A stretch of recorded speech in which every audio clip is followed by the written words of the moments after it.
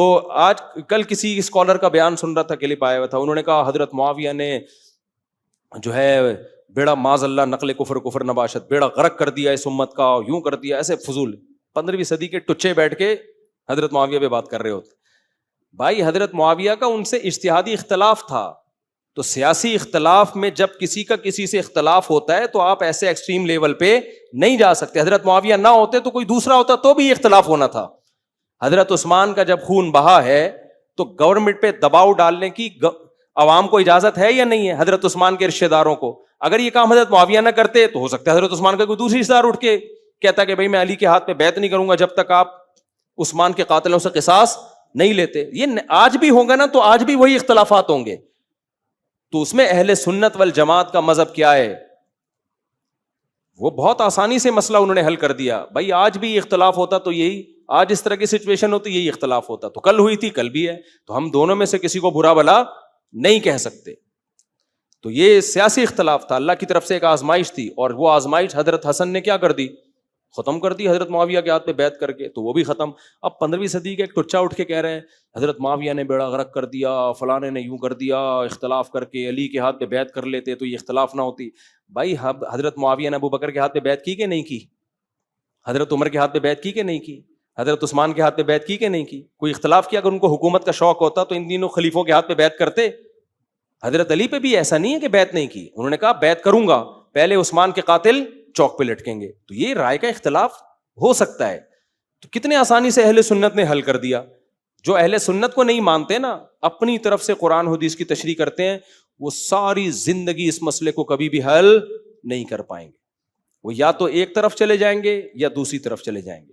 جو حضرت علی کے مخالفین ہیں وہ بھی فضول بکواس کرتے ہیں، کہتے ہیں صحیح تو کہہ رہے تھے حضرت عثمان کے قاتلوں کو لٹکا دیتے ہیں نا، آپ نے کیوں نہیں لٹکایا؟ وہ اس طرح کی فضول باتیں کرتے ہیں. ہم کیا کہتے ہیں؟ بھائی حضرت علی کا خیال یہ تھا کہ یہ میرے بس میں نہیں ہے، حضرت معاویہ کا خیال یہ تھا کہ آپ کے بس میں ہے. اب کوئی وحی تو نازل نہیں ہوئی تھی نا. تو یہ اختلافات آج بھی ہوتے ہیں اور یہ قیامت تک رہیں گے، اس کو حل نہیں کیا جا سکتا، سمجھتے ہو؟ اور ان اختلافات کی بیس پہ کسی کو برا بلا نہیں کہا جا سکتا. ہمارے ایک دوست ہیں، اہل حدیث ہیں، قابل احترام ہے میرے لیے، بھی ان کا ایک کلپ چل رہا ہے. امام ابو حنیفہ کا اسپیشل نام لے کے نا کہ امام حنیفہ بہت اچھے تھے لیکن غلطی تو ہر ایک سے ہو سکتی ہے، تو ابو حنیفہ سے کیوں نہیں ہو سکتی؟ سمجھ رہے ہو؟ مجتہدین معصوم تو نہیں ہوتے، ابو حنیفہ سے بھی تو ہو سکتی ہے. میرا دل چاہ رہا تھا میں ان کو فون کر کے کہوں کہ حضرت ہم نے کب کہا کہ نہیں ہو سکتی؟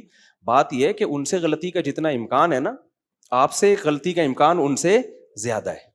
یہ کیسی بات ہے کہ ان سے نہیں ہو سکتی آپ سے ہو سکتی، ان سے ہو سکتی آپ سے نہیں ہو سکتی؟ تو یہ کیوں لوگوں کو کہہ رہے ہیں کہ ابو حنیفہ سے؟ مقصد صرف ابو حنیفہ سے کاٹنا ہے. سمجھ میں آ رہی ہے بات کہ نہیں آ رہی؟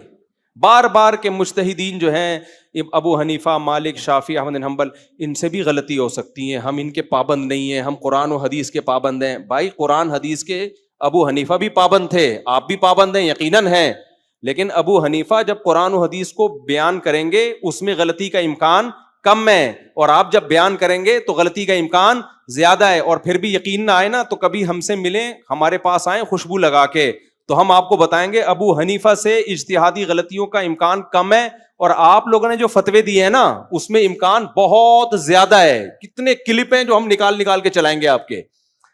سمجھتے ہو کہ نہیں سمجھتے؟ تو جو ایکسپرٹ ہوتا ہے اس سے امکان کم ہوتا ہے، معصوم ہم کسی کو نہیں مانتے، اسی وجہ سے ماہرین کو فالو کیا جائے گا. دیکھو ایک ڈاکٹر ہے، کیا علاج میں اس سے غلطی کا امکان نہیں ہے کیا؟ اب ایک عام آدمی جو اس لیول کا ڈاکٹر نہیں ہے، چند کتابیں پڑھی ہیں اس نے، وہ کلینک کھول کے بیٹھ جائے اور کتابوں سے آپ کو دکھا رہا ہو یہ اس کا علاج یہ ہے، اس کا علاج یہ ہے، اس کا علاج یہ، آپ کہتے ہیں یار اتنے بڑے بڑے ایکسپرٹ ڈاکٹر تو کچھ اور کہہ رہے ہیں، آپ کہیں وہ معصوم ہے کیا؟ ان سے غلطی کا امکان نہیں ہے؟ تو آپ جواب میں کیا کہیں گے؟ بھائی یقیناً ہے لیکن ان سے امکان کم ہے، آپ سے امکان زیادہ. ایک بات یہ. دوسری بات یہ، ایک غلطی کا اہل ہے اور ایک غلطی کا اہل ہی نہیں ہے. حدیث میں آتا ہے جب کوئی مجتہد اجتہاد کرتا ہے تو اگر درست نتیجے تک پہنچے تو 2 اجر، غلط نتیجے پہ پہنچے پھر بھی 1 اجر، کیونکہ وہ مجتہد ہے، وہ ایکسپرٹ ہے، اس کو پورا قرآن ساری حدیثیں آتی ہیں اور اللہ نے اس کو ذہانت دی ہے، اپنی پوری صلاحیتیں استعمال کر کے بھی اس سے غلطی ہوگی تو معاف. لیکن ایک آدمی ایکسپرٹ نہیں ہے تو وہ غلطی کا اہل ہی نہیں ہے. وہ غلطی کرے گا تو بھی پکڑا جائے گا, غلطی نہیں کرے گا تو بھی پکڑا جائے گا. وہ نہیں آئی میرا خیال ہے بات. دیکھو ایک ڈاکٹر ہے ایکسپرٹ, علاج میں اس سے غلطی ہو جائے, ہو سکتی ہے, اس کو پھانسی نہیں ہوگی, پھانسی نہیں ہوگی اس کو, تھوڑا بہت ہوگا, بھائی ڈاکٹر ہے, ہو جاتا ہے.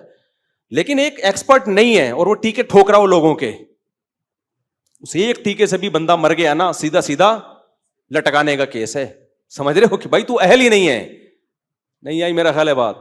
اور اگر وہ ٹیکے ٹھیک بھی لگ گئے پھر بھی حکومت اس کو پکڑے گی کہ تجھے کس نے اتھارٹی دی ہے کہ تو علاج کر لوگوں کا, تیرے پاس اتھارٹی کیا ہے. تو آج جو اسکالرز آ رہے ہیں نا, مجھ سمیت, میں اپنے آپ کو بھی داخل, یہ اتنے ماہر نہیں ہے کہ آپ ان کو اپنا باپ بنا لو قرآن و سنت میں. یہ ہم جیسے ہی ہیں سارے آڑے ترشے, اتنے اب ماہرین گزر چکے ہیں جو مجتہدین کی صورت میں, ان لوگوں میں وہ صلاحیت نہیں ہے. میں بھی اس میں داخل ہوں.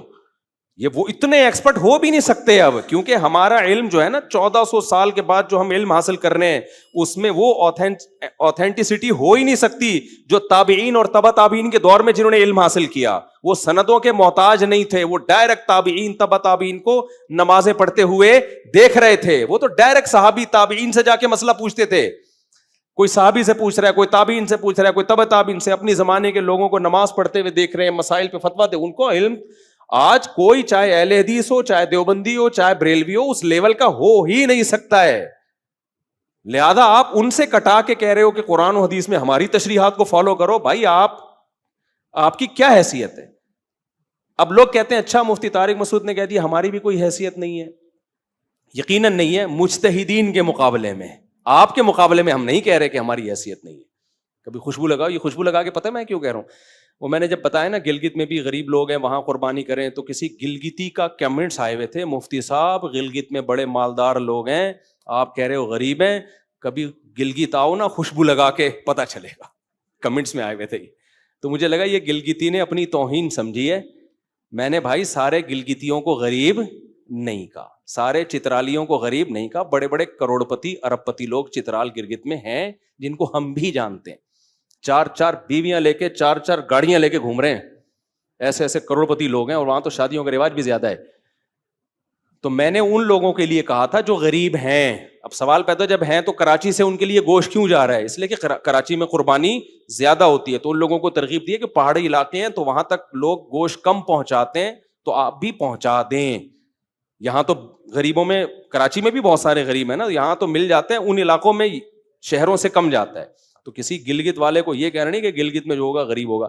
تو وہ خوشبو لگا کے نا مجھے آ گیا, کسی نے نیچے طنز کیا ہوا تھا, مفتی صاحب ادھر کوئی غریب نہیں ہے یا غریب نہیں ہوتے, یہاں دولت دیکھنی ہے تو کبھی گلگت آؤ خوشبو لگا کے. سمجھ رہے ہو؟ تو میں نے سوچا تھا اس کا میں جواب دوں گا کہ بھائی کیوں غلط بیانی کر رہے ہو میرے بارے میں. اچھا خیر, کیا بات چل رہی تھی وہ جلدی ہم نمٹائیں بات کو, بیان دائیں میں بہت ہوتا ہے یار ہمارا آج کل. بات کیا چل رہی تھی؟ ہاں, تو غلطی کا امکان کس میں کم ہے کس میں زیادہ ہے. اور پھر بعض مسئلوں میں تو چاروں امام ایک طرف ہوتے ہیں, ابو حنیفہ بھی, امام مالک بھی, امام شافعی بھی, امام احمد بھی. یار اتنے بڑے بڑے چاروں ایک طرف ہیں, ایک مسئلے پر جمع ہیں, اور آپ ایک مارکیٹ میں نئی رائے لے کر آ رہے ہو, اور آپ کہہ رہے ہو ان سے وہ معصوم تھوڑی غلطی کا امکان ہے. بھائی چاروں کا اتفاق ہو کے بھی غلطی کا امکان ہونا بہت مشکل ہے. اس میں تو جیسے 3 طلاق کے مسئلے میں, تراویح کے مسئلے میں, اس کا مطلب آپ سے گڑبڑ ہوئی ہے, اس میں ان سے نہیں ہوئی ہے. تو خیر, تو فرعون نے کیا کہا, ما اریکم الا ما ارا. ہاں میں یہ بات مکمل کر لوں کہ ہم مجتہد نہیں ہیں, میں کبھی بھی نہیں اپنے آپ کو مجتہد کہتا, تو ہماری کوئی حیثیت نہیں ہے, لیکن کس کے مقابلے میں؟ مجتہدین کے. آج کل کے اسکالرز کے مقابلے میں کی بات کر رہے ہو, تو پھر اس میں ہم نہیں کہتے کہ ہماری کوئی حیثیت نہیں ہے. اگر حیثیت نہ ہوتی تو ہم آپ کو فالو کر رہے ہوتے اور آپ کی باتوں اور نعروں سے متاثر ہو جاتے. ہم سمجھتے ہو